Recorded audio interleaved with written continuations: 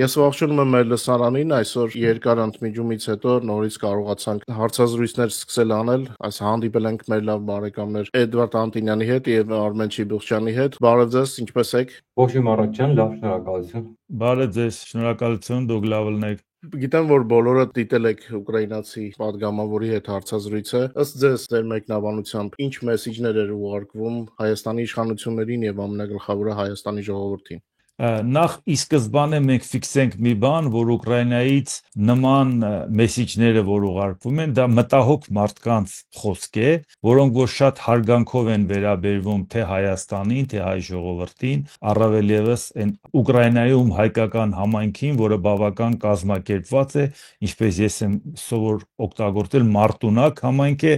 եւ ցանկությունը որն է, որ շատ բաներ տեսնելով այդտեղից ավելի առարկայական նայում են, իսկ որտեղ ենք մենք սխալվում։ Նաև բախտորոշ պահ էր տեղի էր ունենում Իսրայել-Իրան հակամարտությունը, որի պարագայում Հայաստանի հետ կապված նաև դիրքորոշման խնդիր կար, թե Հայաստանը իրան ոնց պահի, որ ճիշտ հասկացվի,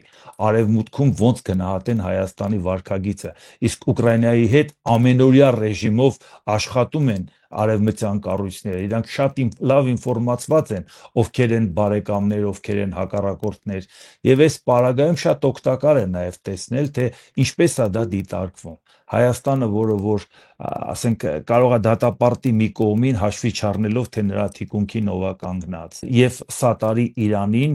շատերը մտածում են, ասում են, դե գիտեք, դե Իրանը մեր հարևանն է, բա ինչ աներ։ Կարող էր մտահոգություն հայտնել եւ չխոսեր սատարելու մասին, այլ ուղղակի ներկայացնել վերաբերմունքը այդպեսին, որովհետեւ եթե սատարում ես եւ այդ պարագայում մարդիկ տեղյակ են, որ իրանական դրոններն ու բալեստիկ հրթիռները Ռուսաստանը օգտագործում է, եթե ժամանակին թաքցնում էին, ասում էին մենք չենք տալիս, հետո արդեն սկսեցին անթակույց ցույց տալ, որ իրանք լավ էլ մատակարարում են,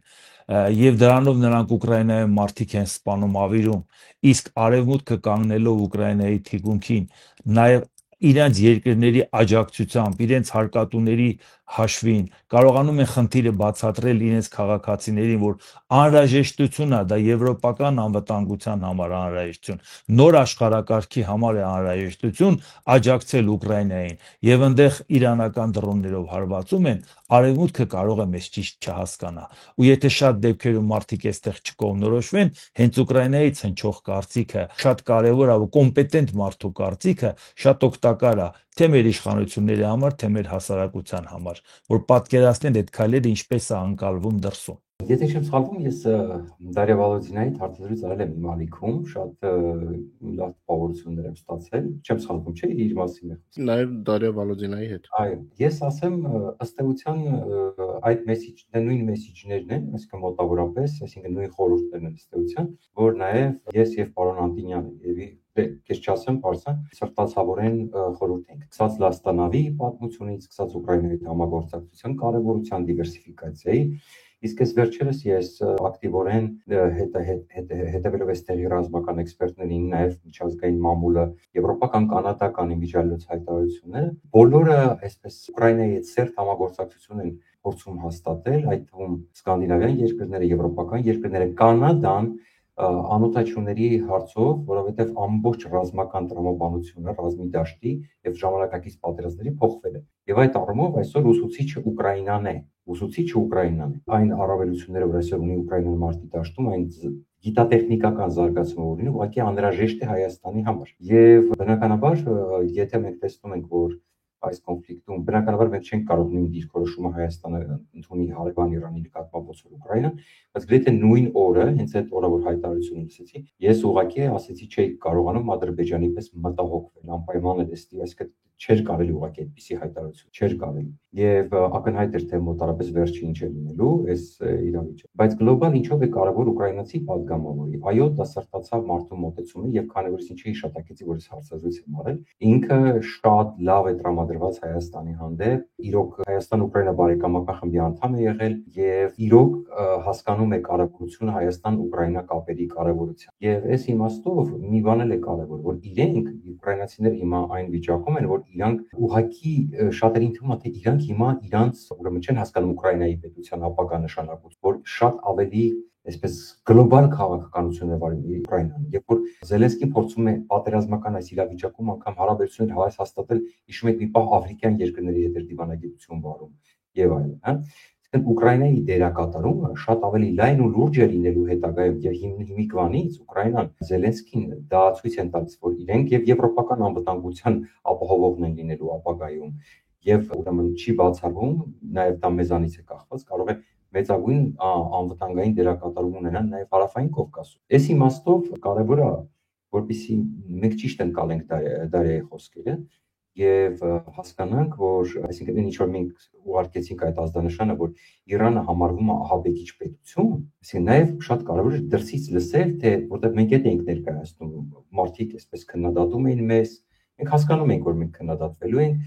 բայց կարևոր է ինչու որ նաև կողքի հայացքով բացատրվեց Հայաստանի Հանրությանը, թե ինչ տպավորություն ենք թողնում մենք, երբ որ համաշխարհային չարիքին կողք ենք կանգնում, որտեղ մինչև այսօր այս պահին էլ Իրանը շարունակում է մնալ համաշխարհային սպառնալիք, ոչ թե Իրանը, ասենք Իրանի չալբեկավոր կառավարությունը, ֆանատիկ կրոնական ռեժիմը, այս իմաստով։ Եվ մի բան էլ այդ սատարողներին, իդեպ հենց նույն օրը ես բարձրացրեցի այդ հարցը, երբ որ Իրանը Թուրքիայում ես տեսա, որ նստած է առաջին եւ այդ հայտարարությունը Ստամբուլյան եղավ, երբ որ Ադրբեջանի 100%-անոց Ադրբեջանի պահանջներ ասեցին պետքա կատարի Հայաստանը եւ հայտարարություն եղավ եւ այնտեղ Իրանը ոչ մի տառ չասեց եւ միացավ այդ հայտարարությանը, ուրեմն ինչը հայտարարություն էր, այսքան կոտորեց, ասենք մի զանգված կար, որը Իրան գորալով այս դասքում մաներ գալիս, վերջում Իրանը շատ հանգիստ գնաց եւ միացավ այդ հայտարարությանը հակահայկական տոտալ իսլամական ուրեմն պետությունների հետ համաժողովի, այդ չասեմ, որ Փեզեշքյանը երեք զանգահարել է Ալիևին, երեք մեր մոտով արդեն երեք, եւ խնդրել է, որ հետաքննի, արդյոք իրենց տարածքից մտաճու սարքեր կամ ինքնաթիռներ են օգտագործվել ուրեմն պատերազմի ժամանակ, հա, դե Ալիևն է բնականաբար հեսա հետաքննեց, ես ասեց, ոնց բա գիտես քանի հատ ինքնաթիռ ու բան ատռել, բարձա որ Ալիևն էլ ասել է, ես երբեք թույլ չեմ տա այդպիսի բան։ Սենց է լինում դիվանագիտությունը, Ալիևը շահում է 100%-անոց բենեֆիտներ եւ վերջում Իրանը ընդամենը ասում է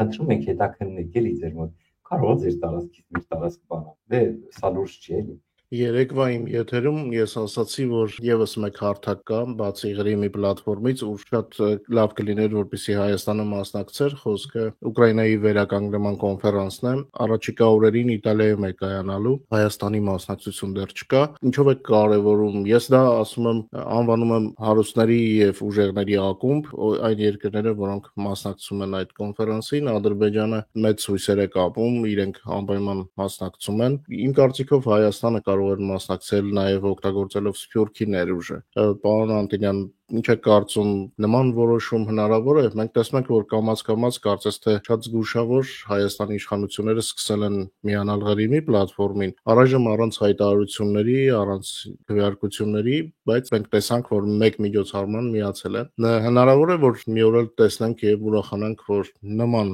հարթակին են միանում, որովհետեւ սա նույնպես Հայաստանի ներկայացվածությունն է արտաքին աշխարհում եւ մեր բոլորի համար շատ կարեւոր է։ Բացի բիզնեսից, սա զուտ քաղաքական իմաստ ունի։ Եվ քաղաքական եւ բարոյական խնդիր է դա, որովհետեւ հազիվ թե մարդիկ մտածեն, որ եթե հայ գործարանները չմիանան կամ Հայաստան պետությունը չմիանա, Ուկրաինան չի վերականգնվի։ Դա ավելի շատ մեզ է պետք, քան Ուկրաինային։ Դա ավելի շատ թե մենք որտեղ ենք, որ ընտանիքի անդամ ենք։ Երբ որ Ուկրաինան հավելում է Ռուսաստանը, մենք շատ զգուշավոր Հայաստանի իշխանություններն ասում են ճանաչում ենք տարածքային ամբողջականությունը, բայց եւ միևնույն ժամանակ ագրեսոր չեն ճանաչի Ռուսաստանին։ Եթե շատ զգուշավոր ինչ-որ բաներ էլ նաեւ ասվի Ռուսաստանի հետ կապված, խոսքը գնում է մեր համագործակցության մասին, խորացման մասին Ռուսաստանի հետ, բայց ի վերջո այսօր քաղաքակիրթ աշխարհը մտածում է ուշ թե շուտ այդ պատերազմը ավարտվելու է եւ անցնելու են վերականգնողական աշխատանքի։ Իսկ այդ վերականգնողական աշխատանքը շատ լրջորեն կապելու են գործընկերներին, ովքեր այդտեղ աշխատելու են։ Դա շատ լուրջ համագործակցություն է լինելու ու չի դիտարկվելու զուտ քաղաքաշինություն կամ ինչ որ ենթակառուցվածքներ վերականգնել կամ շինարարություն։ Դա զուտ գաղափարական առումով որտեղ ես դու։ Այսա շատ կարևոր է, որ Հայաստանը այդտեղ մասնակից լինի, որովհետև ոչ մի տրամաբանություն նաև չկա, որ մասնակից չլինի։ Ինչը պետք է խանգարի, որ մասնակից լինի։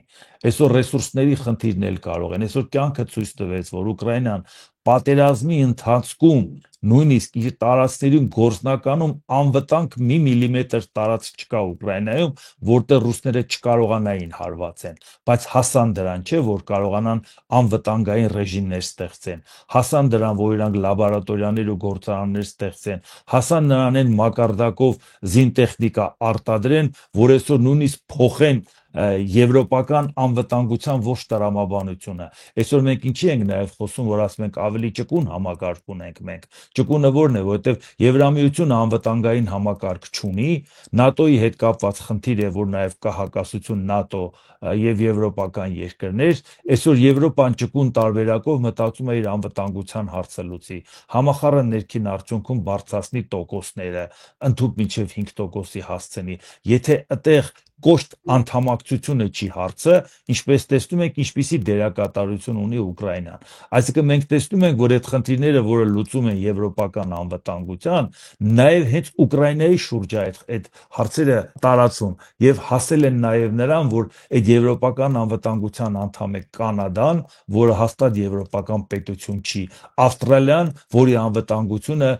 Ամերիկայի Միացյալ Նահանգներն է ապահովում անզուս ռազմական բլոկի շրջանակներում։ Այսինքն սա նոր որակ է, որի անդամ դառնալու համար մենք տասնամյակներ չենք անցնելու, որ դառնանք դրա անդամ։ Բավական է մենք հայտ ներկայացնենք, որ մենք ցանկանում ենք այդ ընտանիքի անդամ լինենք, մեր առաջ կարող են բացել տարբեր կարգի դռներ։ Իսկ ձեր ասածը վերականգնման հարցը, բավական է այդ մասին մենք հայտարարենք, արդեն նշանակում է մենք այդ ճանապարհին ենք։ Կարող է այդ աշխատանքները ավելի ուշ տեղի ունենա, բայց այսօր մեզ որպես գործընկեր դիտարկեն, մենք որտեղ ենք, սա շատ ավելի կարևոր է։ Միանշանակ դա նաև արժեհամակարգային հարց է, որին մենք շուտվանից խորհուրդ ենք տալիս միանալ, շատ կարևոր է, այդտեղ շատ հարցեր կարելի է լուծել։ Բացի այն, որ մենք Ղրիմի հետ կապված հայությունը հազարամյակի պատմություն ունի, եթե ոչ ավել, բացի այն, որ այստեղ մենք կարող ենք Ուկրաինայի հետ շատ լավ դաշնակիցներ դառնալ, այն առումով, որ Ղրիմը հոմիային թաթարական կամ, չգիտեմ, այլ ազգեր չէ, այստեղ հայերը ունեցել են մեծ ներկայություն, եւ այս առումով ես կարծում եմ Ուկրաինան ուրախությամբ կընդունի հայերի մասնակցությունը։ Մյուս կողմից մենք տեսնում ենք, որ Փաշինյանը ասում է, ես անգամ դրսում ապրող ներկա հայերին դեր չեմ կարող կանոնել, կներեք, ես ձեր վարչապետը չեմ, որ մնաց հազարամյակներով ապրածներից, բայց դա է, բայց մեծ հաշվով Ղրիմի պլատֆորմը դա գաղափարական ընտրություն է, որտեղ այո, կարող ես միանալ եւ տնտեսական պրոյեկտներին Ուկրաինայի եւ անվտանգային հարց լուծել այնտեղ եւ այդ պլատֆորմի միջոցով նոր դաշինքներ ստեղծեց եվրոպական պետությունները, ինչպես պարոն Անտինյանը շեշտեց, նաև Կանադան այնտեղ մասնակցում, այսինքն շատ ավելի լուրջ ուրեմն հարցեր կարելի է լուծել անվտանգային, տնտեսական, քաղաքական, բայց ինչպես մենք տեսնում, այո, շատ ասում եմ շատ զգուշավոր, մենք երկար ժամանակ այդ մասին խոսում ենք, այդ մասնակցության ուրեմն բանը շատ դանդաղ է գնում ու շատ անորոշ ու կարծես թե Հայաստանի իշխանությունները ցավոք սրտի դա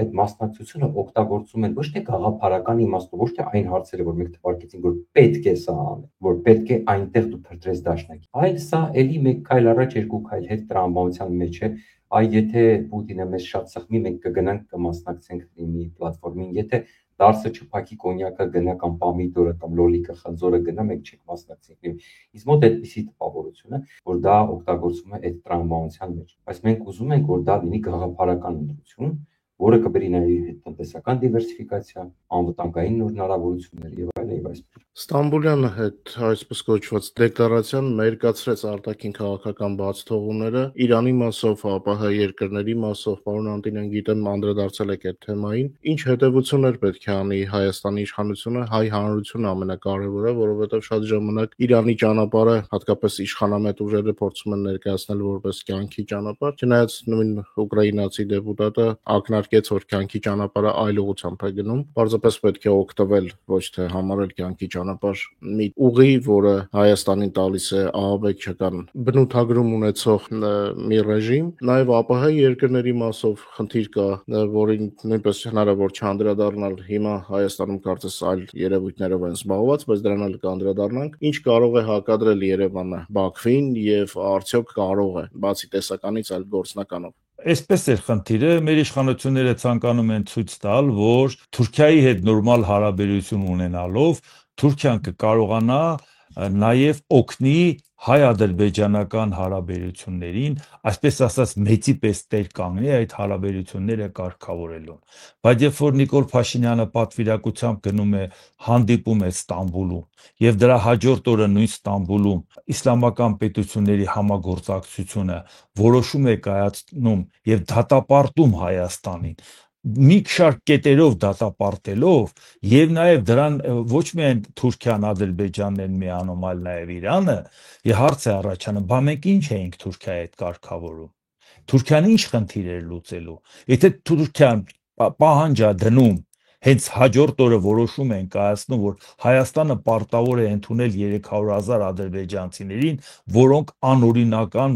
վտարվել են Հայաստանից խորհրդային միության ժամանակ եւ դրան նաեւ կողմ է Իրանը։ Այն Իրանը, որ ասում են ինքը ասել է Հայաստանի տարածքը ինձ համար կարմիր գիծ է։ Այդ ոնց է Հայաստանի տարածքը կարմիր գիծ, նախ միշտ ասում ենք մեկը ըլնի քու տարածքը անվտանգությունը պահի, եւ երկրորդ այդ ոնց է կարմիր գիծ համարում Հայաստանի տարածքը 300,000 ադրբեջանցի բերում տեղավորում Հայաստանում, մի բան է, որ մենք շատ լավ գիտենք, որ ժամանակին նպատակային շատ երեխաներ էին ունենում, հենց խորհրդային միության ժամանակները նայենք, հենց Մեղրիում ապրող ադրբեջանցի, նրանք նպատակային խնդիր էին լուծում այդ տարածքը իրենցով անելու ուղղությամբ։ Եվ հիմա այս պարագայում, երբ որ մենք նայում ենք, բա որտեղ են մեր գործընկերները։ Մենք խոսում ենք ռեգիոնալ քաղաքականության մասին։ Այդ ռեգիոնալ քաղաքականության երեքը Թուրքիան, Իրանը եւ Ադրբեջանը դատապարտում են Հայաստանին եւ պահանջներ են ներկայացնում կոնկրետ։ Եվ գիտեք վատը որն է, որ Հայաստանի կողմից էլ բավարար փաստարկված չեն արձագանքում։ Շատ դեպքերում մեր հասարակության մեջ մարդիկ կան, որոնք ասում են դե եթե իրանք ասում են 300,000 պիտի վերադառնան, մենք էլ կասենք 500,000 հայերն է պիտի Ադրբեջան գան, ասում են մի խաղացեք Նիկոլ Փաշինյանի եւ Ալիևի խաղը։ Դա հատուկ նրա համար է, որ դուք էմոցիոնալ ասեք, դե եթե մենք համաձայնվեցինք, որ իրանք գան, մենք թող իրանք էլ համաձայնվեն, որ ստեից գնան։ Առաջինը ստեղից չեն գնալու Ադրբեջան, եւ երկրորդ, եթե գնան, դա մեզ ինչ է տալի։ Իսկ եթե իրանց մոտից 300,000 գան, դա մեզ համար կործանում է։ Ինչի ենք մենք հավասարության նշան դնում։ Բա որ դրան համաձայնվի Ադրբեջանը։ Չէ որ Ադրբեջանից գալու են ստե նպատակային, որ գան Հայաստանը ապակայունացնեն ու ներսից պայթացնեն։ Անկամ դրանց ընտանիքներին կֆինանսավորեն եւ կուղարկեն։ Իսկ Հայաստանից գնացողը գնալու է Ադրբեջան Հայաստանի շահերը պաշտպանի, այդքան միամիտ եք, չէ որ այդ մարդիկ, որոնք այդքան տարի առաջ Հայաստանում ապրել են, ինչ հա, տես կարոտած ուզում են հետ գան իրանց հայրենիք, գնացել են Ադրբեջանում, ապրում են, շատերը մահացել են, հիմա նրանց երեխաներն են, որոնք սկի այդ տարածքը չեն էլ տեսել։ Ակնհայտորեն դա աշխատանք է արվում Հայաստանը ներսից պայթեցնելու։ Եվ վատը որն է, որ Հայաստանի իշխանությունները դրան համաձայնվել են, որովհետև կանգնեց ազգային ժողովի նախագահը, իսկ խորհրդարանական կառավարման համակարգում ազգային ժողովի դերակատարությունը մենք լավ գիտենք։ Կառավարությունը ազգային ժողովն է ձևավորում եւ վերահսկողություն սահմանում։ Ազգային ժողովի նախագահն ասում է, իհարկե, եթե խաղաղության պայմանագիր կնքենք, այդ մարդիկ պետք է հետ գան, բա ինչ պետք է անեն։ Բայց հատուկ դրա համար չի արվում, որ արդարացնեն դա։ Եվ խորհրդային միությունից գնացած ադրբեջանցիները, բացի փոխհատուցում ստանալը, մեկը վաճառել է տունը, մեկը փոխհատուցում ստացելու գնացել է, խորհրդային միությունը ինչ որ պարտավորություն կիսատ էր թողել ադրբեջանցիների նկատմամբ, որ մենք այդ պարտավորությունը պետք է կատարենք որպես անկախ Հայաստան, այն ինչ պարտավորություն, որ խորհրդային միությունից կիսատ է մնացել, իրավահաջորդ պետությունները շարունակել են, բայց հիմա նայենք, երբ են ադրբեջանցիները Հայաստանից գնացել եւ երբ է խորհրդային միությունը լուծարվել։ Այդ ամբողջ ընթացքում դուք հիշում եք մի հատ փաստաթուղթ, որով խորհրդային միությունը պարտավորություն ստանձնել ադրբեջանցիներին վերադարձնել Հայաստան։ Բան չէ Հայաստանի իշխանությունները այդ պարտավորությունն իրա վրա վերցնում։ Եվ նենց են ներկայացնում, որ դե ինչ կա դրա մեջ, եթե խաղաղության պայմանագիր կնքենք, թող վերադառնան։ Այսօր ձեր աչքի առաջ տեսնում եք, որ Իսրայելը կարողանում է Իրանի տարածքում գնա մարդիկ ներգրավի եւ կարողանան պահեստներ ստեղծեն դրոնների հետ կապված տարբեր։ Այսօր դուք տեսնում եք, որ Ուկրաինան կարողանում է Ռուսաստանի տարածքում գնա համապատասխան պահեստներ ստեղծի տարուց ավել 1.5 տարի շուրջ կարողանա հետևողական աշխատանք տանի։ Մի բուր Հայաստանում մենք բերում ենք դրսի մարդ ենք մտցնում, որին նպատակային պետք է ուղարկեն, որ գա մտնի Հայաստան։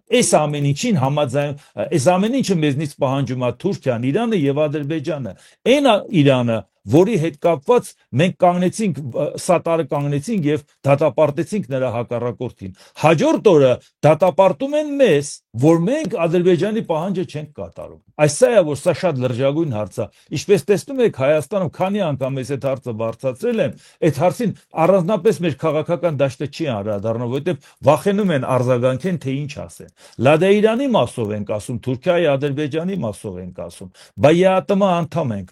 մեզ հետաքրքիր չի այնտեղ ինչեր անում Ղրղստանն ու Ղազախստանը։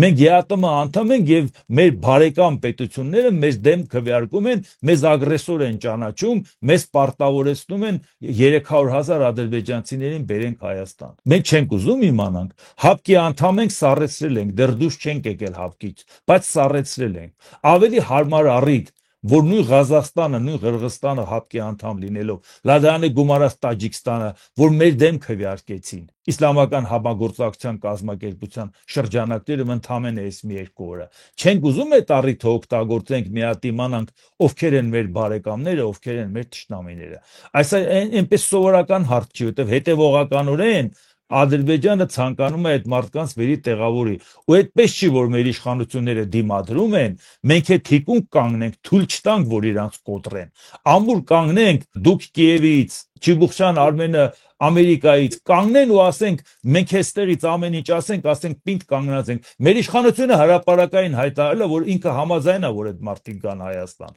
Այսինքն ինքը այն հակառակորդի կողմից է խաղում։ Դա սա է մեզ համար խնդրեմ առաջացնում։ Համաձայն եմ պարոն Անդինյանի դիտարկումների հետ, կուզենամ ավելացնել հետևյալը. Ադրբեջանը իր սահմանադրության մեջ պահում է պահանջատիրությունը Հայաստանի նկատմամբ։ Ակնհայտորեն։ Այնտեղ Փաշինյանը խոսում է 60 թե 80%-ի մասին, բայց դեռ պարզ է, որ 20%-ի մեջ Հայաստան չի կարող։ Ամբողջ Հայաստանի հանդեպ պահանջատիրությունը զուգահեռաբար պարտադրում է Հայաստանին, որպեսզի անգամ որևէ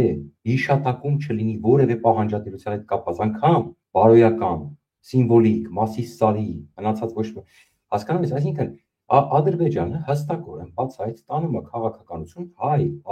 ազգի, Հայաստան պետության վերացման հիմքեր է ստեղծում, ուրեմն շարունակելու է մայրական կաթի հետ ցլուցել, որ Հայաստանը դա արագության Ադրբեջանը, եւ մենք տարիների ընթացքում, չնայած եթե հաղթահարենք հիմա այս բարդ process-ը, որտեղ հիմա տեսնում ենք ինչ խառն աշխարհում, բայց իրենք երբեք չեն հրաժարվելու, որովհետեւ ես բազմիցս եմ ասել, Ադրբեջան պետության գոյության մոտիվացիան ու իմաստը հակահայկականությունն է, որտեղ այդպես են դիկտատորական, ավտորիտար պետությունները, իշխանությունները կարողանում պահել իշխան։ Հատկապես որ սովետական տարիներին պարոն Անդինյանը ավելի լավ կհիշի, որ Ադրբեջանում ամեն, այսպես ասած, ռեստորանում եւ կաֆեում խորովածանոցում իրենց վիճում էին, թե ամենագլխավոր վեճը եղել է, թե որտեղից ենք մենք։ Մենք պարսիկ ենք, թուրքացված, թուրք ենք, պարսկացված, չգիտեմ, ով ենք, ինչ ենք, այսինքն իրանք փորձել են հասկանալ տարիներ շարունակ որտեղից են իրանք, ինչ ազգից են, չգիտեմ, Ակկոյունլու կայակոլունություն, թե Օսմանյան կայսրության հետնորդն է, թե ու այսպեսի բազմաթիվ։ Հիմա իրանք գտել են իրենց գոյության իմաստը։ Դա Հայաստան պետություն վերացնել։ Այս իմաստով, այո, Ստամբուլի դեկլարացիան հենց այդ մասին էր, հայտարարությունը հենց այդ մասին էր, եւ Ալիևը շարունակել է։ Մի կարևոր հարց էլ բարձրացեց, ես երեկոյան եթերում տառացիորեն անդրադարձա, որ Ուկրաինայի օպերացիան հիշատակեց, այո, եւ Իսրայելի նույն ադրբեջանցի վարորդների, ուրեմն ֆուրերի, որոնք պարսիկների անվան տակ, ուրեմն մտնում են Հայաստան, անցնում գնում գալիս են, հա, ու կոպիտ ասած այդ նույն ֆուրերի օպերացիան, ես անգամ ԱԱԾ-ին կոչ արեցի, ընդհանրապես ուշադիր լինել Իրանից եկող բոլոր վարորդներին, բոլոր ֆուրերին շատ ավելի զգոն լինել։ Էլ չեմ ասում, որ եթե իրենք բերեն այդ բնակչությանը տեղավորին Հայաստանում, դա մշտական պատերազմի տրիգեր է լինել։ Դու պատկերացնես բերեն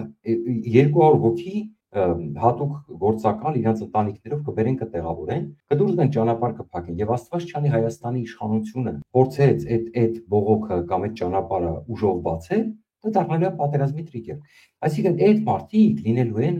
ական որն է, ռումբ մեր տարածքում, ռումբ ուղակի, որովհետեւ դու չես կարողանալու որևէ այդ մարդ, այսինքն ցանկացած պրովոկացիայի կարող են դիմել։ Էլ չեմ ասում, որ գումարած ամեն մեկը իր տանը կարող է անօթաչու արտադրի ու դու չիմանաս այդ մասը։ Կամ իմանաս լավ էլ չկարողանաս ոչ մի բան անել։ Հանկարծ մեկին բռնես իրացեցիր sense բան արել, այլևս պատերազմ կա այդ կոպիտ ասած։ Դրա համար հիշում ես մենք այսինքն գիտես այդ հարցը բարձրացնում ենք եւ ես եւ դու զենքի հետ կապված, դաշնակիցների հետ կապված եւ այլն այսպես շարունակ։ Եվ շատ ճիշտ էր, եւ խոսել այսօր Ալեն Սիմոնյանը նշեց, որ այո, ինչի՞ չէ խաղաղության պայմաններից։ Դա աբսուրդ է ինչ որ ասեց Ալեն Սիմոնյանը։ դա ուղղակի աբսուրդ է, որովհետև նորից եմ ասում, այդ ադրբեջանցիները նպատակային գալու են ցանկացած պահի պատերազմի տրիգեր ստեղծելու։ Եվ իսկ երկրորդ մասը ինչին կուզենամ անդրադառնալ, ինչու Էրդողանը կանչեց Փաշինյանին, սա էլական։ Դա իմ համոզմունքն է, կարող եք համաձայն չլինել, ես կարծում եմ, որ Էրդողանը փորձեց Միացյալ Նահանգների ղեկավարին Հաջոյանին ցույց տալ, որ ինքը տիրապետում է տարածաշրջանում իրավիճակին,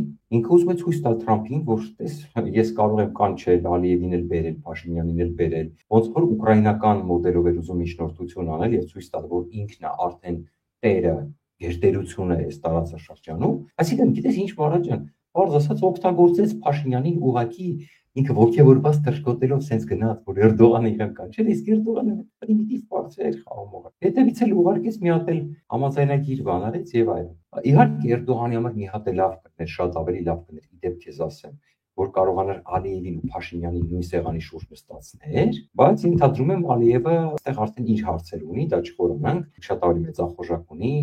այստեղ ասենք անու ճշմարտության, որ Միչանսկի հետ կապած Էրդողանն ու Ալիևը կարծում տարաձայնություններ ունեն ըստ ազդեցության բաժանվալից իմաստ։ Սա է ընդհանրապես ուրախացել էին մեզ ներկայացնում են պատմական աննախադեպ, իսկ Էրդողանը շատ պրիմիտիվ բարձր էր։ Իմջելոց նույն Էրդողանը օրերս քննադատեց այս 400 համակարգերը, ասելով որ դրանք համապատասխան միջոցներ չեն, որպեսզի դիպակայել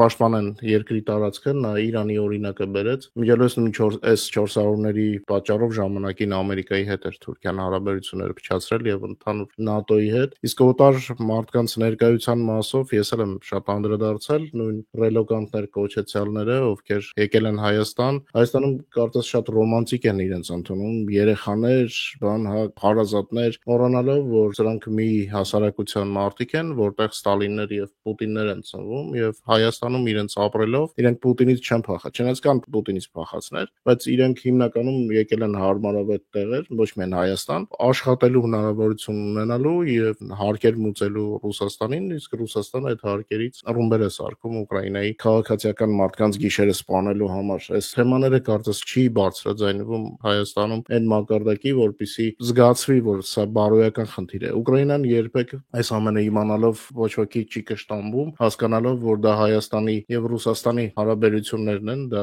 իհարկե անդրադառնում է Ուկրաինայի վրա, բայց հայերին լավ վերաբերվելով նաեւ այդ հարցը չի սրվում, այսպես ասեմ, հա։ Չնայած մենք գիտենք, որ հայ-ուկրաինական հարաբերությունները փչացնելու համար Ռուսաստանը ջանք չի խնայում, որպեսզի նոր թեմաներ ստեղծի, հաշիվ հորինի։ Ինչ է կարծում պարոն Անտիլյան, Էրդողանի հայտարարությունը այս 400-ը զուտ տեխնիկական առումով էր, թե աշխարհակաղակական էր, ինչպես Արմենը ասաց, որ ցանկացած էպիզոդ հիմա Էրդողանը փորձում է օգտագործել իր որպես տարածաշրջանի տիրակալ ներկայանալու, եւ եթե կարելի է ռելոկանտների մասին երկու բառ։ Էրդողանը ստացել է բացառիկ շանս, որովհետև Դոնալդ Թրամփը գովերքում է Էրդողանին, նրան շատ լուրջ գործիչ է համարում, անգամ ասեց, որ 2000 տարի Սիրիան ոչ մեկը չէր կարողացել վերցնել, Էրդողանը վերցրեց մի քանի օրվա ընթացքում, դա միանշանակ ողջունվեց, ինչա որովհետև Ռուսաստանի եւ Իրանի ազդեցությունից դուրս եկավ Սիրիան, բայց խնդիրը հո դա չէր, որ նրանց ազդեցությունից դուրս գալը կարող է եւ Եվրամիությանը եւ Ամերիկայի Միացյալ Նահանգների համար ողջունելի լինի, բա մեզ համար, Հայաստանի համար, Թուրքիայի դերակատարությունը, որ այդքան մեծանում է։ Այո, երբ որ Նիկոլ Փաշինյանը գնաց Ստամբուլ, շատերի մոտ այն տպավորությունն էր, որ անգամ հակասություն կար։ Ալիևը չէր ցանկանա, որ Փաշինյանը ուղիղ բանակցի ու աշխատի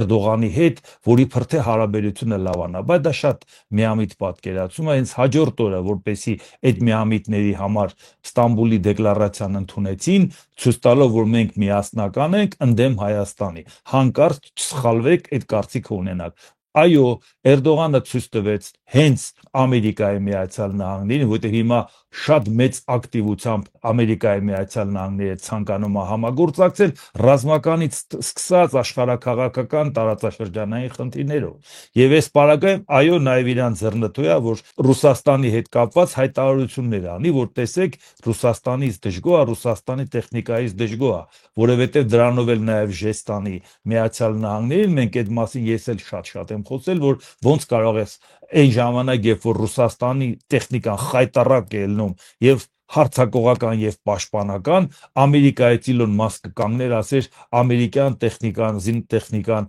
հանգե եւ անորակ պարտվելու համար է, որ ոնց կարողապատայի բիզնեսմենը իր ապրանքին անուն դնի։ Դա այն ժամանակին դա շատ ենք ասել, ասեմ ուղղակի հիշեցրեցի։ Հիմա այդ առիթը օգտագործում է եւ Էրդողանը ասում է ես եմ այս տարածաշրջանի նայողը, ինձ վստահի, բայց այդ պարագայում Հայաստանը դրան համաձայն է։ Եթե խոսքը գնում է Զանգեզուրի միջանցքեն իրանք ասում, մերոնք էլ ասում են այդ միջանց բառը չի կարելի ասել, դրա մեջ հասկանում են որպես տարածքային հավակնություններ, անունը ուրիշ բան դնեն, կոմունիկացիան կբացեն, թե ինչ կանեն, բայց հարց է ծագում։ Ռուսաստանը ցանկանում է այդ վերահսկողության տակ լինի, Հայաստանը դեմ է։ Հայաստանը միայն իրանով չի, որ դեմ է, որտեղ Հայաստանին ասում են, ինչ խաղեր ես տալի։ Ռուսաստանին վերցնում ես արևելքը արևմուտքի հետ կապելու վերահսկողությունը կատեգորիկ կմերժես, բայց լավ, Հայաստանը մերժում է Ռուսաստանին, Ադրբեջանն էլ մերժում է Հայաստանին, ասում է չի կարող իմ բեռը վերահսկողություն սահմանի Հայաստանը։ Նույնիսկ Հայաստանից ասում են այդ բեռը անխոչնդոտ կգա կանցնի, մենք սկաներներով ենք նայելու, չենք կանգնացնելու բեռը, միևնույնն է կատեգորիկ Ադրբեջանը դեմ է։ Բա հարցը ո՞նց է լուծվելու։ Ռուսաստանին Հայաստանն է մերժում, Հայաստանին Ադրբեջանը։ Կոմպրոմիսը դա Թուրքիան է։ Կոմպրոմիսը նա է, որ ոչ թե վերահսկողությունը միայն ճանապարհի, այլ նաև օպերատորությունը կազմակերպական աշխատանքները իր վրա վերցնի արևմուտքը, որի պարագայում դեմ չի լինի Ադրբեջանը, եթե դա վերահսկողությունը պահպանում է իր ձեռքը Թուրքիան։ Այդ դրա համար պետք է Նիկոլ Փաշինյանը գնար հավատարմության երթում տար Էրդողանին, որ Էրդողանը Ամերիկային ասեր արևմտյան ձևով այդ ճանապարհը աշխատացնելուն Հայաստանը դեմ չի։ Եվ այստեղ մենք ունենք վտանգ, որովհետև Թուրքիայի դերակատարությունը մենք մեծացնում ենք, մենք ուղիղ չենք աշխատում Եվրամիության եւ Ամերիկայի հետ, այլ մենք աշխատում ենք միջնորդավորված։ Այսինքն Նիկոլ Փաշինյանը ընդունեց, որ իրանց ներկայացուցիչը տարածաշրջանում Էրդողանն է։ Էրդողանն ցույց տվեց, որ ասեց իմ գերակայությունը ճանաչում է նաեւ Հայաստանը։ Ես Ադրբեջանի հետ խնդիր չունեմ, մեկ փոքր եղբայրն է։ Հիմա կանչել ենք Հայաստանին, ասենք ինքն էլ է ընդունում, որ Թուրքիան մեծն է։ Եվ դրանք երբ որ մերոնք եկան ողջավորված ներկայացին ինչ աննախադեպ հանդիպում,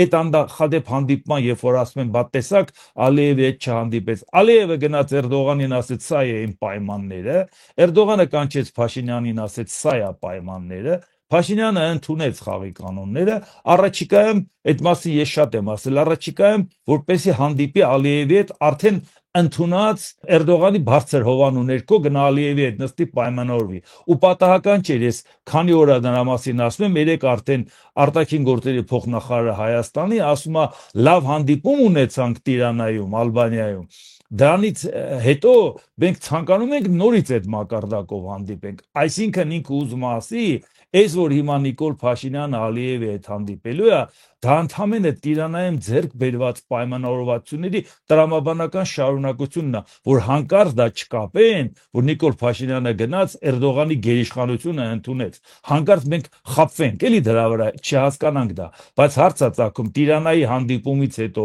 այդ ինչ արեց Ալիևը, որ մենք տենց հիացած ենք, էլի պահանջատիրություն չդրեց, 300,000 մարդ չի ուզում վերադարձնի, չի ասում սահմանադրությունը պետք է փոխեք, ասում է չպետք է զինվեք, Միսկի խմբի համանախագահների ձևաչափը պետք է լուծարվի, լավ մի հատ տեսեք քանի պահանջ ներկայացրել Տիրանայի հանդիպումից հետո, ինչ հա փոխվե, Հայաստանին էլ ագրեսոր ասել, էլ ամեն ինչ, պետք է գումարներ վճարի, ինչի ենք մոռանում, որ նաև Ադրբեջանի ներկայացրած պահանջների մեջ, որը մենք խոսում ենք Ստամբուլի այդ բացի դեկլարացիան նաև են 5 առանձին կետը, որ մտցրեցին եւ միաձայն քվեարկեցին 57 պետություն։ Նրա մեջ նաև մտնում էր Հայաստանից փոխհատուցման պահանջեր ներկայացնում Ադրբեջանը եւ դրան համաձայնվել է նաև Թուրքիան։ Եվ եթե Թուրքիան համաձայնվել է, բնական է համաձայնվել է նաև Հայաստանը։ Նիկոլ Փաշինյանը Հայաստանին ինչով է շանտաժանում։ Եթե իրանք ուզածը չտան, իրանք պահանջ կներկայացնեն, կասեն, բա դուք ագրեսոր եք, դուք մեր տարածքները 30 տարուց ավել օգտագործել եք, բայց հարցը ծագում ենք ո՞նց էին 30 տարի օգտագործել։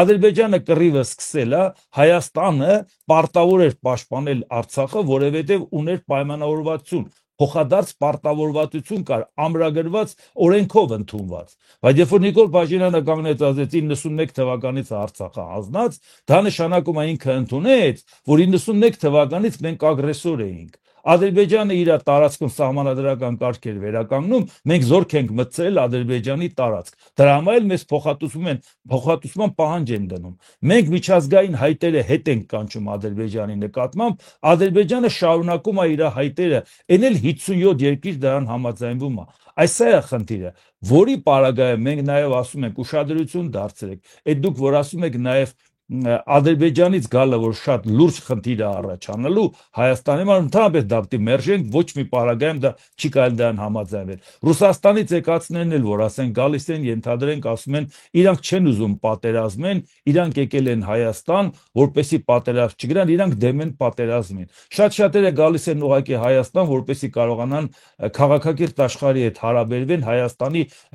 խողովակները օգտագործելով։ Նրանք ընդհանրապես բողոքավորել չեն, նրանք պատերազմի դեմ հայտարարություն անողներ չեն, նրանք բիզնեսմեններ են, եկել են ստեից աշխատում են, որ իրանք ավելի հեշտ շփվեն արևմուտքի հետ։ Նույն հաջողությամբ շարունակում են հարկատու մնալ Ռուսաստանի համար, նույն հաջողությամբ Հայաստանը մի բան դուրները չեկա, վերադառնում են Ռուսաստան, Հայաստանը ինչ որ խնդիրներ կապեր ստեղծելուց հետո վերադառնում են, այսինքն այդտեն զանգվածը չի, որ մենք ասենք դե գիտեք ինչ, քանի որ իրանք պատերազմին դեմ են, իրանք թքել դուրս են եկել, դրսից են պայքարում իրանք հայրենիքի համար, որ դադարեցնեն պատերազմը, մենք էլ իրանք կոպիտ ասած քաղաքական ապաստան ենք տվել, էլի, որովհետև այդ մարդիկ դեմ են պատերազմի։ Չէ, ինչի մասին է խոսքը։ Այդ մարդիկ եկել են Հայաստանի տարածքը օգտագործեն բիզնես անեն։ Եթե նրանց ստեղ Ռուսաստանն ասի դե քանի որ այդտեղ եք, մեր համար աշխատանք տարեք, մեծ շահերը սպասարկելու, մեծ հաճույքով կանեն, որտեղ նրանք չեն հրաժարվել Ռուսաստանի քաղաքացիությունից,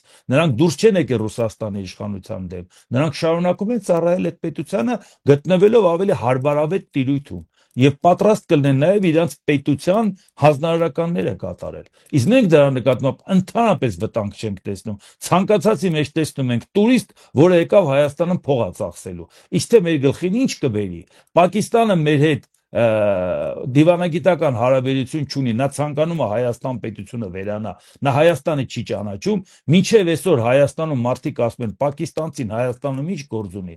մինչև այսօր ես մի հատ հայտարարություն չեմ լսել մեր իշխանություններից, որ ասեն ժողովուրդ ջան, կարող է շփոթվում եք, այդ մարդիկ Պակիստանից չեն, Բանգլադեշից են, Հնդկաստանից են, ուրիշ տեղից են, ով է ձեզ ասել պակիստանցի են։ Մի անգամ ես հերքում չեմ լսել դրա մասին։ Իսկ եթե դուք հերքում չեք լսում, իսկ մարդիկ այդ մտավախությունը ունեն նրանց հետ կապված։ Մարդիկ են կարող է գալիս աշխատում են։ Հայաստանում մարդը սնունդ է բաժանում, սնունդ։ Մարդը պատվիրում է, սնունդ բաժանողը օտար երկրացի է, որ ոչ մի պատկերացում չունես նա ինչ նպատակով է քո երկրում գտնվում։ Այն գումարներով, որով նա աշխատում է, այդ գումարը բավարար չի, որ նա կարողանա համ իր տունը պահի, համ էլ փող ուղարկի իր հայրենիք։ Եթե նա այդ գումարով աշխատում է, կարող է ուրիշ տեղից էլ փող ստանում։ Դա որևէ մեկին հետաքրքրում է, թե մենակ գլուխներս գովում ենք, որ տեսեք ինչքան հնդիկ է Հայաստանում, ուրեմն աշխատատեղ ենք ստեղծել իրանց համար։ Ինչ աշխատատեղ եք ստեղծել։ Գիտեք նրանց նպատակը, որ եկել են Հայաստան։ Բարդ թեմա է, մենք այստեղ ճանապարհներ, այսինքն տեսեք Թուրքիային նման դերակատարում տալ, այն էլ ամերիկան գող լինել կամ նախ առաջին հերթին միջանցք ասած այն ինչ որ պատկերացնում է Արևմուտքը եւ այն ինչ որ պատկերացնում է Փաշինյանն ու Էրդողանը, դրանք տարբեր բաներ են։ Փաշինյանը Էրդողանին ասած այդ որ ուզում ես Չինաստանից բերես ապրանքը, հենց կենտրոնական Ասիայով Թուրքիայով հանես, այս դրանք կողմ եմ ուզում ես արի վերցրու։ Բայց Արևմուտքը դա չի ասում, Արևմուտքը ասում է կենտրոնական Ասիայից էներգագիրներ սև ծովով Վրաստանում, ոչ թե Թուրքիայում։ Երկրորդը, եթե մենք վերջին զարգացումները նայում ենք, հատկապես Սիրիայում եւ Իսրայելի հեռանկարը անվտանգային, Թուրքիային նման լծակներ տալ, այն էլ Ասիան Եվրոպայի հետ կապելու, Արևմուտքի հետ կապելու, դա հղի է շատ լուրջ վտանգավոր վտանգներով, որը Թուրքիան մենք իրանք շատ լավ գիտեն Արևմուտքը նովա Թուրքիան եւ ինչ հեռանկարներ կարող է ունենալ այդ իմաստով։ Դրա համար, եթե դուք նկատել եք, ընդհանրապես արևմտյան բոլոր ծրագրերում շրջանառվում է Հայաստան-Վրաստան։ Ինչ վերաբերում է Զանգեզուրի միջանցքին, այստեղ հենց Ռուսաստանի խառնվելը Ադրբեջանի եւ հակասությունները հենց դրանում է կայանում։ Ալիևը կամ ուզում է ռուսների հետ դա անի, կամ ուզում է մենակ։ Ինքը դրա համար է ուզում Սյունիքը վերցնել, որ Թուրքիայի չկիսի ազդեցությունը Այսինքն ի սկզբանե պարանությունը դա եղել, այդ ռուսները այդտեղ չեն կարողանում Ալիևի պահանջը կատարել, հա։ Այսինքն եթե Թուրքիան ուզում է այդ ճանապարհի վրա ազդեցություն, հենց այդ չի ուզում։ Դվալիևը հասկանում է ինքը եթե այդ տարածքը կիսես թուրքական ազդեցությամբ, ինքը փոքր եղբայր է մնալու։ Դրա համար ինքը ձգտում է, որ այդ ճանապարհը հենց ինքը դիրապետի, բայց այդ ճանապարհը անգամ չի աշխատելու, որովհետև քանի դեռ այնտեղ կա այդ Իրանը, այդ ռեժիմը, դա շատ երկար պատմություն կարող է լինի, այդ որ խոսում ենք մենք Հնդկաստանից Իրանով, ես ի սկզբանե ասել եմ, քանի այնտեղ չալմեկավորն են, դա շատ հերակա պրոյեկտ է, մինչև Իրանը դառնա նորմալ պետություն, նորմալ ղեկավարությամբ, այսինքն այս իմաստով էլ ես չեմ տեսնում այդ ամեն ինչը։ Այստեղ այլ հարց է, որ Էրդողանը փորձում է Փաշինյանին ստիպի ստանալ ինչ-որ մի փաստաթուղթ, որտեղ ինքը կվերցնի այդ միջանցքը, որտեղ ինքը Լաչինից վերադառնաց արդեն դա ակնար։ Եվ ինքը կմատուցի Թրամփին, որ տես, ես այդ վերցնելով, ես այդ խաղաղությունը կապացեմ, ինձ տալիս է Փաշինյան։ Այսինքն միայն այդ պարագայում, բայց ես վստահ եմ, որ արևմուտքը որևէ պարագայում չի ուզում որ Թուրքիան այդքան լծակ ստանա ու այդքան իր ազդեցությունը մեծանա այս իմաստով։ Համար իրանք աշխատում հələ դեռ խոսում է մի շատ փոքր պրոյեկտի մասին։ Այդ խաղաղության խաչմերուկը որ խոսում է, դա ուղղակի ոնց որ երբ որ ամեն անգամ Փաշինյանն ասում խաղաղության խաչմերուկ, ոնց որ սպառնա ամբողջ արևմուտքը։ Ամենն անկեղծ ոնց որ դնի ու սպառնա։ Իրանք ընդհանրապես խոսում են հատկապես հիմա AI տեխնոլոգիաների զարգացմամբ, դուք գիտեք որ շատ կարևոր է հիմա հոսանքի գեներացիայի հարցը, ահռելի հոսանք է տանում այդ ամեն ինչը։ Եվ նաև հենց դրա համար են ամերիկացիները հետաքրքրված մոդուլային ադմակայաններով, ես վերջերս հետաքրքրվեցի այդ դատա կենտրոնը, որ ուզում են AI կառուցել, դու գիտես ինչ ահռելի դա Հայաստանի հոսանքի 3-ից ամբողջ հանրապետությունում արտադրվող հոսանքի միայն այդ մի կենտրոնը կարող է 3-ից 5% տանի, եթե ոչ ավել։ Եվ ով է վճարելու այդ հոսանքի համար, եւ ինչ է, դա շատ մոտ փաստաթուղթ է, որ հասկանալ այդ ինչ պայմանագիր է։ Այսինքն այս իմաստով դրա համար խոսվում է միայն կենտրոնական Ասիայից, այն էլ կենտրոնական Ասիայի երկրների անկախությունը Չինաստանից ավելի մեծ ապահով, այսինքն ավելի անկախացնելու Չինաստանից, ոչ թե ավելի կոպիտ կախվածության մեջ գցել։ Բերել ուղղակի այդ ճանապարհը սև ծովով հանել, ընդհանրապես դրա մասին է։ Եվ այստեղ ես համաձայն չեմ, որ տենց Թրամփը կուրախանա, որ Թուրքիան միջանց կվերցնի, իսկ կարծում եմ Նեթանյահուն իրեն կբացատրի, որ դա ճիշտ չէ, մոտարապես այս իմաստով, կամ Իսրայելը ասենք, Նեթանյահուն չասենք այս իմաստով։ Դրա համար ես տենց չեմ տեսնում այս իմաստով, նաև Ալիևի հակասությունն եմ հենց Էրդողանի հետ այդտեղ տեսնում։ Տեսեք, ժամանակը շատ արագ անցնում է։ Ինչ որ կատարվում է Հայաստանում, փորձենք անդրադառնալ, անընդհատ շատ ագրեսիվ ձևով փորձում են ներկայացնել, որ ինչ որ լուրջ վտանգներ կար, բայց լուրջ վտանգներին մի տարի անց երևի թե չեն անդրադառնում, բայց կան մարդիկ, ովքեր հավատում են, չնայած այս սցենարը տեսել ենք նույն Սերժ Սարգսյանի ժամանակ, եթե չեմ սխալվում, Շիրխանյանի հանդեպ էր նման մեղադրանք ժամանակին առաջադրվել, ինչ որ այսպես ագրեսիվ ձևով փորձում համոզել, որ ինչ որ կա լուրջ խնդիրներ։ Ես իմ եթերներում անդրադարձել եմ, որ քաղ տեխնոլոգիա եմ տեսնում եւ ընդհանրապես հակառուսական ոչ մի բան չեմ տեսնում, որովհետեւ այսօրվա իշխանությունը բացի նրանից, որ մեծացրել է Ռուսաստանի հետ առևտուրը եւ փոքրացրել է Արևմուտքի հետ, այդ ֆոնին խոսել, որ Ռուսաստանի հետ ինչ որ բախումների մասին կամ Ռուսաստանից հրահրմացի մասին եւ այդ նույնիսկ այդ ֆոնին չփակել ռուսական ալիքները, ինչ որ շատ բարդ խաղ է ստացվում կամ շատ པարս ոչ մի հակառուսականություն էլ չկա ըստ իս։ Պարոն Անտինյան, ձեզանից սկսենք։ Առաջին այսպես նայենք, Հայաստանի իշխանությունները Ռուսաստանին միշտ էլ ասել են, որ Հայաստանում չի գտնվի այնպիսի իշխանություն, որը ավելի հավատարիմ կլինի Ռուսաստանին, քան իրենք են։ Այնպես որ երբ որ խոսում են Ռուսաստանի դեմ պայքար, դա պարզապես հարմար առիթ է պայքարել։ Այսինքն ինչ է ստացվում։ Վլադիմիր Պուտինը ցանկանում է, որ Նիկոլ Փաշինյանը շարունակի կառավարել, եւ Վլադիմիր Պուտինի երկրում գտնվում են քաղաքական գործիչներ, որոնք Պուտինի ծրագրին դեմ են գնում։ Այսինքն սա լուրջ է։ Սա պարզապես ուղղակի պայքարի իմիտացիա է, դա հասկանալի է։ Կարող է ինչ-որ ուժեր ոգևորվեն, կարող է ինչ-որ ուժեր ցանկանան իշխանությունը վերցնել։ Առավել եւս Ռուսաստանը երբեք չի ասում քեզ եմ ուզում կամ նրան։ Ով գնա ասի կուզես, ես ելնեմ, ասպա փորձի ինչ ա եղել։ Ով էլ լի մեր նայել ինչ խնդրեմ ունենք որ։ Հենց Պուտինի հայտնի արտահայտությունը։ Այստեղ խնդիրը ուրիշ է, երբ որ խոսք է գնում նրա մասին, որ նաև այդ պայքարին ներգրավել է Մայրաթորը, այսպես նայենք, մեր Մայրաթորի բարձրաստիճան պաշտոնյաները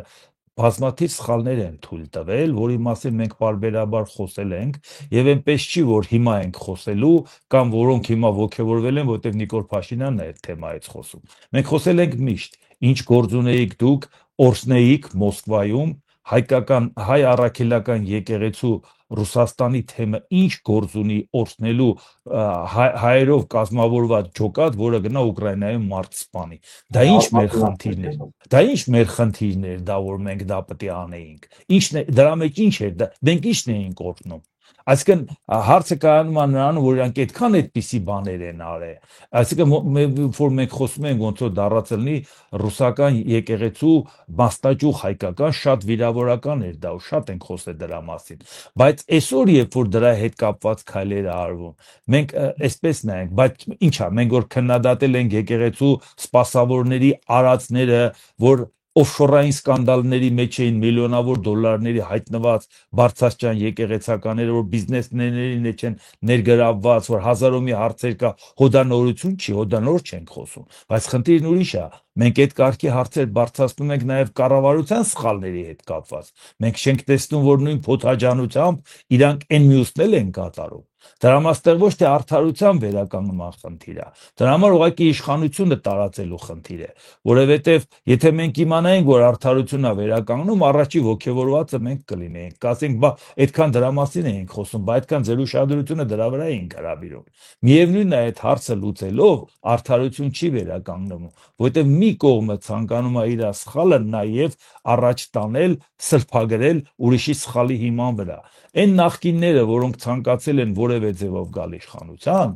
ուժով կլինի, թե ընտրությամբ կլինի, փողոցային պայքարով կլինի, նրանք անընդունելի ու մերժելի են եղել, ոչ միայն հասարակության մի ստվար զանգվածի կողմից։ Համենայն դեպս գոնե մեր երեքով որ խոսում ենք, որևէ մեկս չենք մտածել, չէ՞ որ Հայաստանի ապագան նախկին իշխանություններն են։ Միշտ կատեգորիկ ասել ենք, որ նրանց գալը պետք է ամեն ինչ անել, որ բացառվի։ Որտեղ նրանց գալը նրանք երկու սխալ են թույլ տվել։ Մեկը այնքան վատ են աշխատել, որ Նիկոլ Փաշինյանն էլ եկել է իշխանության։ Այսինքն երբ որ իրանք ուզում են ասեն մեր սխալը ուղենք, ուզում եք ձեր սխալը ուղեք, ասպարեզից դուրս եկեք։ Դուք ձեր սխալը չեք կարող ուղղել իշխանության գա։ Այսինքն եթե մենք քվեարկությամբ այդ մարդկանց մերժում ենք, ոնց կարող է պատահել կողմնակից ելենք մարդ իշխանության գալու, դրա մասին չի խոսքը։ Դա ընդհանրապես մերժելի է, բայց ուրիշ խնդիր է։ Մենք ինչ խնդիր ենք լուծում։ Այն իշխանությունը, որը որ ցանկացավ ամրագրի իր իշխանությունը, ցույց տալով, որ տեսակ ահաբեկչությունը ճնշեցի, վաղը մյուս օր այդ ռեպրեսիվ ապարատը աշխատելու է նաև ուղակի քննադատողների նկատմամբ, ուղակի այն ուժերի նկատմամբ, որոնք պետք է մտածեն այս տոտալ վերահսկողության ժամանակ, բա ինչ ֆինանսական ծախսեր պետք է անեն, որ ընտրություններին մասնակցեն, իսկ լավ գիտեք, որ դա շատ թանկ հաճույք է, իսկ մարդիկ գործարանները պետք է անհանգստանան, վախենան, բավոր հանկարծ մի հատ ներդրում անեն կամ մեզ է ստուգեն, այսինքն այս ամեն ինչը, այս մթնոլորտը արդյոք նպաստելու է, որ մենք դաշտը, եթե դաշտը մաքրեն ահաբեկիչներից, դաշտը մաքրեն ռուսական ազդեցության գործակալներից, առաջի ուրախացողը մենք պետք է լինեինք, չէ՞։ Կասենք դաշտը բացվեց մեր նման մարդկանց համար, բայց այդ չլինի, որ նրանց առիթով նաև դաշտը մաքրեն գաղափարական մարդկանց համար, որ թույլ չտան, որ նրանք կան նորմալ ընտրության մասնակցեն եւ կան իշխանության, կամ էլ թե չէ իշխանության մաս կազմեն կամ խորհրդարանում հայտնվեն։ Մենք տեսանք ինչ խայտարակ վիճակ ստացվեց, չէ՞։ Խորհրդարան եկան 3 ուժ, երկուսը ընդդիմադիր, մեկը իշխանական, իշխանությունն ասում է, բայ մենք Ռուսաստանի հետ ինչ խնդրեմ ունենք, որ Ռուսաստանի հետ ենք, ԵԱՏՄ-ի հետ ենք եւ այլ, անընդհատ խորանում է, լայնանում է մեր հարաբերությունները, մենք բացարձակ ցանկություն չունենք վերանայելու Ռուսաստանի հետ հարաբերությունը։ Եվ նույնիսկ եթե մենք խոսում ենք գործընթացի մասին Եվրամիության անդամակցության, մենք ոչ բանակցություն ենք սկսել, ոչ էլ գործընթաց ենք սկսել։ Եվ այդ պարագայում սա իշխանությունը երկու ընդդիմադիր ուժներ ռուսական։ Այդ ամբիոնից, ազգային ժողովի ամբիոնից, բացի ձևի համար, որ Եվրոպայի անունը տան, իրական գործնական մարդ չկա, որը ներկայացնի, որ ասի ժողովուրդ ջան, այս ինչ է կատարում։ Լայս աշխարհի չեք դուք։ Այսինքն մեր խորհրդարան ժողովուրդը մարդկանց է տարել, որ երեք իրար հետ կռվում են, թե ով ավելի շատ Ռուսաստանին ծառայելու։ Պարոն Ադիգյանը շատ կարևոր հարց բարձրացրեց, ես այսօրի միջոցի արդեն եթերում եմ դրան անդրադարձել, շատ լուրջ ռիսկ, ճիշտ ռիսկ է այստեղ բարձրացվում, որտեղ եթե այո, մենք ստացվում է, որ հիմա գիտեք, չէ՞ ոնց է, ասենք եթե դու չես քննադատում, հիմա դու էլ բոլորի հետ չես գոռում, այդ սքեմավորներին քաշի, եւ այլ ասում են, հա, դու նրանց հետ ես կամ եւ այլ եւ հասկանում ես, ինչ աբսուրդ իրավիճակ է, բայց իրականում դրա համար ուրեմն փորձում ես բացատրել, որ այստեղ ռիսկ կա։ Այո, ես դրա համար ասում եմ, եթե դու ռուսական գործակալական ցանցն եք բացահայտում, որոշել եք մաքրվել, որտեղ հիմա մենք ընդհանուր տենդենս ենք, չէ՞, տեսնում։ Էրդողանը քննադատում է 400 օր, Ալիևը մաքրում է ռուսական գործակալական ցանցը, Դոմասկվի, Ցարգրադ, Սպուտնիկ եւ այլ, չէ՞, եւ այլ։ Հիմա այդ տենդենսը կա, բոլորը փորձում են հաջողանալ Թրամփին եւ Արևմուտքին, որ իրանք չեն կախված չեն Ռուսաստանից, իրանք կարող են ինքնուրույն խաղացող լինել եւ այլն։ Եվ այդ 4 տարիները մենք բոլորս իսկ լավ հասկանում ենք, չէ՞, որ առաջին Թրամփի եւ Էրդողանի միջեւ առաջին կոնֆլիկտը եղավ հենց այդ 4 տարիների պատճառով, լուրջ կոնֆլիկտը։ Հիշեք երևի 7-8 տարի առաջ հենց Թրամփի ադմինիստրացիայի օրոք, երբ որ Թուրքիայի եւ Ամերիկայի հարաբերությունները սկսեցին ճանաչել։ Իդեպ Թրամփը հենց ուրեմն բավականին կոշտ քննադատությամբ հանդես եկավ Թուրքիային եւ կտրեց այդ ինքնաթիռների F-35-երի վաճառքը կանգնեցրեց։ Եվ այս իմաստով Էրդողանը հիմա հետ քայլ է անում, այսինքն այս նույն տրամաբանության մեջ է, ինչ որ մենք հասկանում ենք, էլի։ Բայց ինչ վերաբերվում է այս գործողությանը, պարոն Աբդալյանը շատ ճիշտ է, սա կարող է ավտորիտար ռեժիմի, եթե չասենք դիկտատուրայի սահմանման առաջին քայլերն է, չէ՞ որ 2 ժամկետ նստել է Փաշինյանը, հիմա այս այնպիսի մի ուժ է գործադրում բոլոր օպոնենտներին, որոնք ինչ որ չափ կապ չունի Ռուսաստանի ազդեցության տակ են, ում ազդեցության տակ են, բոլորին ցույց է տալի, որ ես մի 5-ը մինչև կյանքիս վերջ նստել եմ։ Կոպիտ օրինակ եմ, շատ կոպիտ հիպոթետիկ, որ հասկանաք, հա։ Եթե դու աննպատակ ես սա անում, միայն ասենք ներքաղաքական ընտրությունների համար բռնում կոպիտ այսպիսի բան ես անում։ Հիշում ես 23 թվականի հայտարարությունը 25-ին, 24 թվականի ինչ որ խզբզած փաստաթուղթ բերում ես դատական գործ ես հարուցում։ Ու եթե դու ի վերջ հետ ես վերցնում բիզնեսի ձեռք, նշանակում է կամ դու գնում ես դիկտատուրայի ճանապարհով, քեզ կոմունիստներ են կալելու ամբողջ աշխարհում, իսկ կոմունիստը հայհոյանք արևմտյան աշխարհում, կամ դու պետք է այնպիսի outcome, այսինքն այնպիսի արդյունք ցույց տաս, այնպիսի որ ցույց տաս, որ դու անկեղծ դիվերսիֆիկացնում ես, ռուսական գործակալական ցանցը բացահայտում ես, խախտում կա հեծում, ազգայնացնում ես, բայց գնում ես դեպի արևմուտք, օրինակ ամերիկյան ընկերության ես տալի, կես-կես ենթադրենք կառավարման, մոդուլային ատոմակայան ես հաստատում, դա ես ուղղակի ցանկում, ես շատ քիչ եմ հավատում դրան, որ այդ նպատակով է արվում, որտեղ չգիտեմ, ենթադրում եմ, որ կարող է եւ ճնշումներ կան ամերիկյան ադմինիստրացիայի կողմից, հիմա դες տրենդ է, չէ, բոլորը փորձում են հաջողանալ Թրամփ։ Գուցե այս հակառուսական հայտարարություններն էլ էս մթնոլորտն հենց դրա համար է արվում, որ շարունակեն հանգիստ ռեէքսպորտ անել, որ մեգադախլչիների փողը չպակասի, որ իրանց հավատան, որ իրանք իրոք հակառուս են, հասկանում ես այդ իմաստը։ Դրա համար ես տարբերակներ, այսինքն այս եւ ռիսկերն եք ներկայացնում եւ բան։ Եթե դրա համար ես ասում սպասենք տեսնենք որն են անում, ինչ են անում։ Իդեպ այս իմաստով անկեղծ Ռուսաստանի մոտեցումը հենց Ռուսաստանի ակտիվացումը պետք է այս մի բանն էլ հասկանալ, որ իրականում Թուրքիայի ակտիվացումը միջանցքի հետ կապված ռուսներին դուր չի գալ։ Եվ այստեղ Ռուսաստանի վերջին հայտարարությունները ՀԱՊԿ-ի եւ բանի հետ կապված հուշում են այն մասին, որ Ռուսաստանում սկսել են անհանգստանալ, որ Հայաստանը նույն Փաշինյանը կարող է այդ միջանցքի հարցով համաձայնության գա հետ Էրդողանի հետ։ Դա բրիֆ տոտալ Ռուսաստանին ուղղակի դուրս կմղի տարածաշրջանից, այսինքն որ դուրս կմղի, ես վստահ եմ, որ Փաշինյանը կուզենա պահի է, որ բալանսավորի, գիտեք իր ասիլած բառը, հա, բայց այդ ժամանակ արդեն Ռուսաստանի մնալը կախված կլինի լրիվ Փաշինյանից, ինքը ավելի շատ օգուտներ կարող է ստանալ Ռուսաստանից,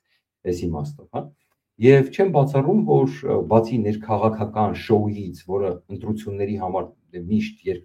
իրանք միշտ ինչ շոու անում են, դրա տակ ընտրությունները կա, միանշանակ կա։ Այստեղ նաև կան այլ լուրջ խաղեր, որ պետք է հասկանալ, թե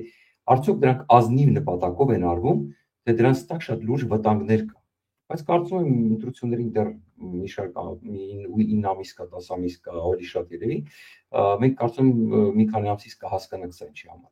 Նայ, հատկապես եթե հետի հետ կապված քայլերը արվեին ոչ թե 7 տարի անց, այլ իշխանություն գալուց հետո փորձեին դա դիվերսիֆիկացնել, ինչպես դու ասացիր։ Այնպես որ կասկածները շատ են, հուսանք որ մեր հայրենիքը չի հասնի դիկտատուրայի, դա մեր բոլորի խնդիրն է, ովքեր Հայաստանում ծնվել են, որովհետև այլ Հայաստան, այլ հայրենիք մենք չունենք։ Պետք է ամեն մեկս մեր կողմից փորձենք օգնած լինել, որպեսզի չհամեմատեն մեր երկիրը Ադրբեջանի հետ, որտեղ իշխանություն չի փոխվում, հա։ Թեկուզ օրենսդրական բազան տարբեր է, Ալիևն էլ է հիմնավորում գտնում իր մշտական կառավարման։ Այնպես որ հարցերը լուրջ են, հուսանք լուծումներ կգտնվեն։ Իսկական բարեկամների զրույց էր, 1 ժամ այնքան արագ անցավ չնկատեցինք։ Շնորհակալ եմ, որ ժամանակ եք գտնում մեր լսարանի համար եւ մինչ նոր հանդիպում։ Շնորհակալություն։